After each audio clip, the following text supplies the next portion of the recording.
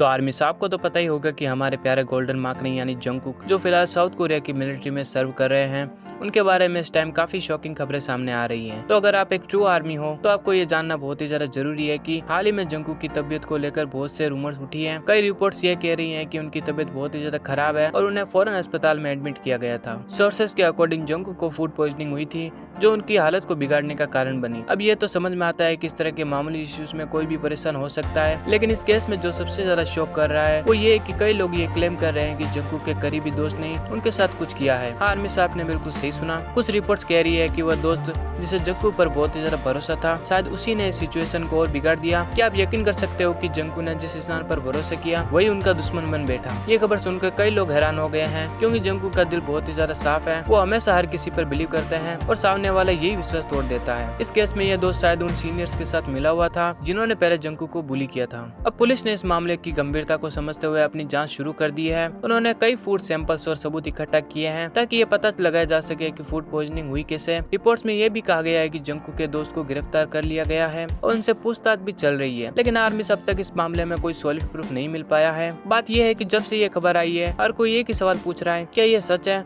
Social media पर यह खबर काफी वायरल हो रही है, लेकिन बीटीएस या बिगेट ने अब तक कोई भी ऑफिशियल स्टेटमेंट नहीं दिया है। कोई भी जेन्युइन इन्फॉर्मेशन अब तक सामने नहीं आई है। यही कारण है कि हमें इस खबर पर पूरी तरह से विश्वास नहीं करना चाहिए, क्योंकि पहले भी जब जंगकुक को बुली करने की खबर आई थी तो उस पर भी कोई भी ऑफिशियल स्टेटमेंट नहीं आया था। इसीलिए हमें ये बात समझनी चाहिए कि जो भी कुछ सोशल मीडिया पर हो रहा है वो पूरी तरीके से भी सही हो सकता है और गलत भी। अब तक हमें कोई भी ऑफिशियल सोर्स से जंगकुक की तबीयत के बारे में कोई भी अपडेट नहीं मिली है। बस जो मीडिया रिपोर्ट्स और सोर्सेस कह रहे हैं वही तक की जानकारी हमें मिल पाई है। मुझे तो ये लगता है कि ये खबर सिर्फ रूमर्स हो और जंगकुक जल्दी ठीक हो जाए। हम बस यही उम्मीद कर रहे हैं कि जंगकुक को कोई बड़ी प्रॉब्लम ना हो और वो जल्द से जल्द अपनी कामयाबी पर वापस लौटे। इस टाइम हमें यही चाहिए कि हम सब मिलकर जंगकुक के लिए प्रे करें ताकि वो जल्दी से जल्दी ठीक हो जाए। बाकी आप सभी को इस पूरे मुद्दे को लेकर क्या राय है, अपनी अपनी राय कमेंट सेक्शन में जरूर बताएं।